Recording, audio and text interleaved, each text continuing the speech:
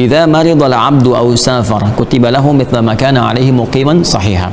Nabi SAW menyampaikan hadisnya sahih, idza maridal 'abdu, jika seorang hamba itu dalam keadaan sakit atau dia uzur yang semisalnya seperti orang sakit, ya, au safar, misal seperti orang yang perjalanan atau dikiaskan kepadanya, ya, dalam kondisi artinya dia nggak bisa menunaikan amalan rutinnya, ya, nggak bisa menunaikan amalan rutinnya, kan karena bukan karena sakitnya, ya, illat penyebab utama itu bukan karena sakitnya, karena ketidakmampuan dia mengerjakan amalan rutinnya. Makanya ada yang dikiaskan seperti orang sakit. Ya, contohnya apa? Ya, tadi misalnya seperti orang yang tengah dalam keadaan haid, perempuan, kan? Dia nggak bisa menunaikan ibadah rutinnya, sholatnya misalnya, fardunya, atau bahkan puasanya, karena dikiaskan seperti orang sakit, ada ketidakmampuan yang sifatnya majazi, yang dengan itu tidak menunaikan ibadah rutinnya. Maka kutiba lahu mithla ma kana 'alaihi muqiman sahihan. Ya, kalau dia saat sehatnya, saat dalam keadaan mukimnya, kalau yang safar tadi dalam keadaan mukim sebelum dia safar, misalnya ada kondisi harus terbang, misalkan dinas ke Amerika atau ke Eropa kah, misalkan, atau bahkan ke Timur Tengah, kan nggak setiap waktu dinas. Ada posisi dia mukim di Indonesia, ada posisi dia sehat sebelum datang masa sakitnya, ada posisi perempuan itu suci sebelum datang masa haidnya. Kalau dia terbiasa menunaikan amalan-amalan rutin yang baik, sholatnya baik, apalagi ditambah dengan sholat sunnah, dia baca Quran rajin dan sebagainya, itu ketika dia tak mampu menunaikan amalan rutin ini karena kondisi tadi, maka dia tetap diberikan pahala yang sempurna, ya, muqiman sahih, maka tetap ditetapkan seperti halnya dia mukim dan sehat. Jadi artinya apa? Pahala-pahala yang dia dapatkan selama rutinitas dia kerjakan itu masih diberikan oleh Allah Subhanahu wa taala sepanjang terbiasa. Ya, karena itu saya sering katakan, kalau yang terbiasa safar, dinas dan sebagainya, ayo maksimalkan amalan-amalan saleh, ya, dengan lebih lagi, dengan kuantitas yang bagus, rajin sholat sunnah, rajin tahajud dan sebagainya. Jadi ketika Anda harus qashar misalnya, tetap dituliskan pahala sunnahnya. Apalagi di kalangan akhwat yang dalam masa sucinya rajin baca Al-Quran, rajin sholat sunnah, kan, rajin bersedekah, ya. Nanti saat masa haidnya yang tidak bisa dia kerjakan dalam keadaan haid itu, ya, seperti tadi, misalnya dalam konteks dia mau, mohon maaf, sholat, kan, nggak bisa dia kerjakan, baca Quran dalam sebagian mazhab mayoritas mengatakan juga tidak, ya, dia lakukan. Maka dalam konteks ini dia tetap mendapatkan pahalanya, walaupun dia nggak kerjakan. Ya, yang lainnya dia bisa kerjakan, nanti kita akan bahas beberapa bagian dia bisa kerjakan. Tapi ketika dia nggak mampu menunaikan sholat dalam keadaan belum suci itu, dia tetap mendapatkan pahala dari kebiasaan rutinnya. Maka dari itu saya katakan, seringkali saya tegaskan bahwa rugi seorang perempuan, ya, yang masih dalam masa-masa dia produktifnya, artinya dia masih haid gitu kan, masih suci, haid lagi, suci lagi gitu kan. Kalau dia nggak maksimalkan masa sucinya untuk beramal saleh, dia tingkatkan rugi. Karena kalau tiba masa monofosnya itu sama aja dengan laki-laki nanti, karena nggak ada lagi masa haid di situ, terus saja berjalan, ya. Maka dimanfaatkan ini, Allah sangat menyayangi diantara hamba-hambanya dengan memberikan kehususan-kehususan tertentu. Ya, laki-laki punya kehususan, perempuan pun saking rahmannya Allah, udah dalam keadaan kamu masih haid, ya, emosinya kadang-kadang nggak stabil, banyak lelahnya dan sebagainya, nggak usah ibadah dulu, istirahat dulu, nanti ini yang bisa kamu kerjakan. Rahman Allah, tapi saat yang bersamaan pahala tetap mengalir. Jelas kan? Ya, walaupun terasa, oh ini saya kurang gitu kan, nanti akan ada redaksi hadisnya. Ya, bagi perempuan akan terasa seperti kurang menunaikan bagian dari agamanya gitu kan, kita lihat. Tapi nanti ada kelengkapan lain yang Allah berikan sebagai anugerah. Ya. Kata Imam Al-Bukhari mengutip pendapat Abu Zinad di sini bahwa perempuan haid itu mengqadha, ya, puasanya tapi tidak mengqadha salatnya. Jelas ya? Ya, mengqadha puasanya tapi tidak mengqadha salatnya. Nah, dalam konteks dia haid di sini, kita lihat dulu teman-teman sekalian, apa hadis nabinya. Bismillahirrahmanirrahim. Qala haddatsana Ibnu Abi Maryam haddatsana Muhammad bin Ja'far qala haddatsani Zaid an Iyad an Abi Sa'id ya radhiyallahu ta'ala anhu qala Nabi sallallahu alaihi wasallam, dari Abu Sa'id Al-Khudri, ya, biasanya di sini kalau disebutkan Abu Sa'id Al-Khudri, semoga Allah meridai kepada beliau, di antara sahabat Nabi sallallahu alaihi wasallam yang sangat luar biasa meriwayatkan hadis-hadis Nabi, sahabat yang dimuliakan juga oleh Rasulullah sallallahu alaihi wasallam. Beliau menyampaikan qala Nabi sallallahu alaihi wasallam, Nabi sallallahu alaihi wasallam pernah bersabda, "Alaysa idza hadat lam tusalli wa lam tasum fadzalika nuqsanu diniha." Nah, itu dia, ya. Alaysa, bukankah perempuan itu idza hadat, jika telah tiba masa haidnya, dia dalam keadaan haid, lam tusalli, jadi dia tidak menunaikan salat. Nah, jelas ya, fix ya, perempuannya haid tidak menunaikan salat dalam keadaan masa haidnya, dia belum suci. Walam tasum, dan tidak juga puasa. Jadi pendapat yang mengatakan dia cukup nggak salat tetap puasa, nah, itu menyalahi hadis ini.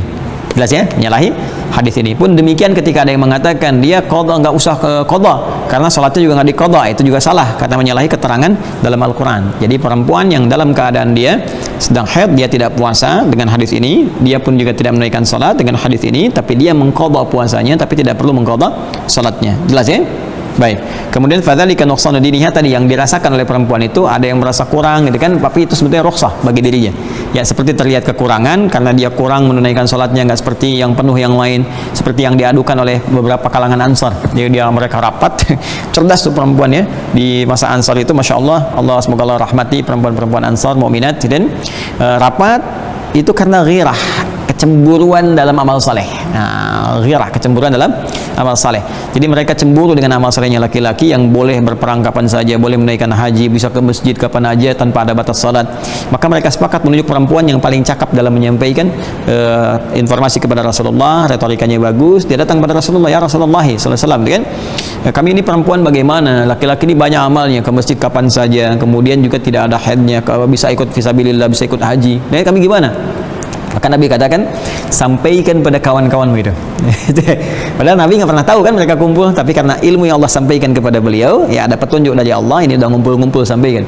Kata Nabi, sampaikan pada kawan-kawanmu itu apa yang laki-laki kerjakan di luar rumah, maksudnya suami-suami, sepanjang istrinya ridha, mensupport untuk itu, maka apa yang mereka kerjakan di luar rumah, perempuan-perempuan, istri-istri mendapatkan pahala yang sama dengan mereka tanpa dikurangi sedikit pun. Maka gembira perempuan ini pulang sampaikan kepada kawan-kawannya, gembira luar biasa. Jadi sebetulnya Masya Allah istri itu ya terlihat seperti perempuan ya, banyak misalnya kurang ngerjakan ini itu, tapi sebetulnya pahalanya banyak ya. Makanya saya sering katakan pada para akhwat, istri-istri ibu rumah tangga gitu kan, itu profesi tertinggi perempuan itu ibu rumah tangga. Itu dahsyat luar biasa gitu, itu sangat luar biasa. Jadi kalau ridha merawat anak-anak misalnya, kemudian menyiapkan hal yang terbaik, itu suaminya berangkat sholat Jumatan, siapin misalnya pakaiannya, parfumnya, dia ridha berangkat ya, dari mencari nafkah dan sebagainya, itu semua yang dikerjakan suami di luar, dia dapat bagian pahalanya ya.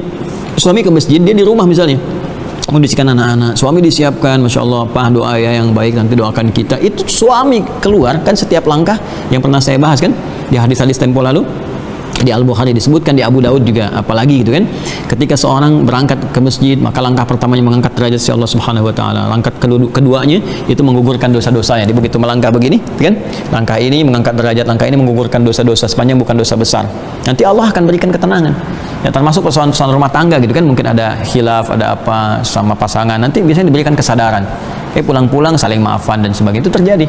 Kemudian nyampe dapat 25 kebaikan, sholat dapat 27 derajat, pahala-pahala lain. I'tikaf tuh jangan diniatkan Ramadan saja.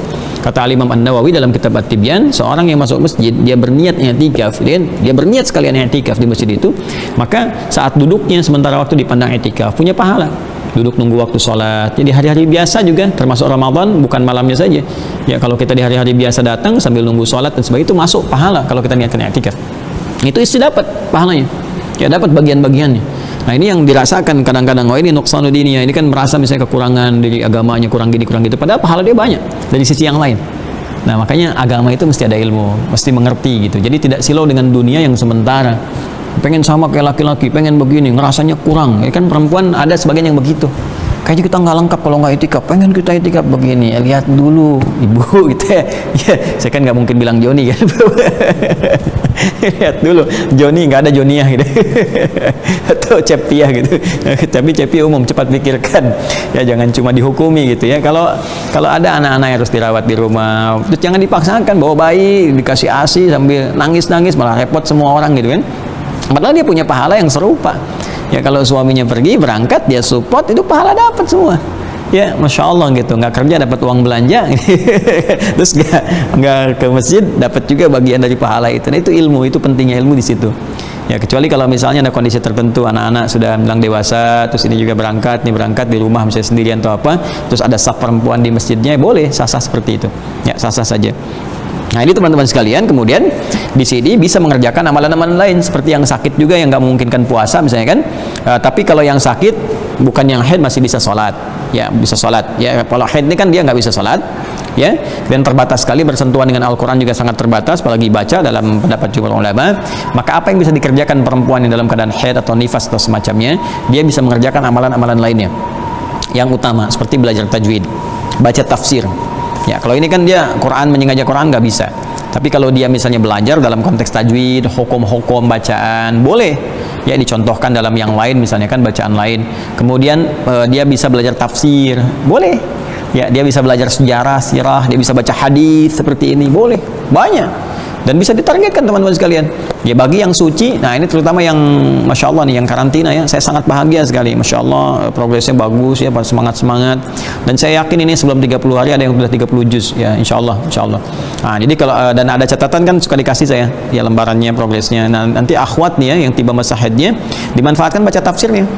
Ya, tafsir itu diantara tipsnya. Jadi kalau misalnya pas mau masuk juz 2 misalkan, pas datang masa haidnya, maka baca tafsir juz 2-nya.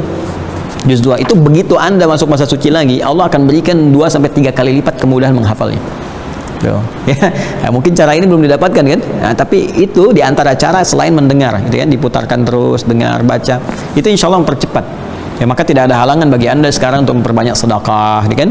Dan banyak berdoa, banyak istighfar, ya, banyak kemudian beramal soleh yang lain seperti tadi, baca bacaan tafsir, baca hadis-hadis Nabi sallallahu alaihi wasallam, belajar tajwid, belajar kebaikan-kebaikan, berkhidmat misalnya di rumah ya, ada suami misalnya, ada anak-anak dan sebagainya, niatkan ibadah karena Allah Subhanahu wa taala. Dan itu tinggi di hadapan Allah Subhanahu wa taala.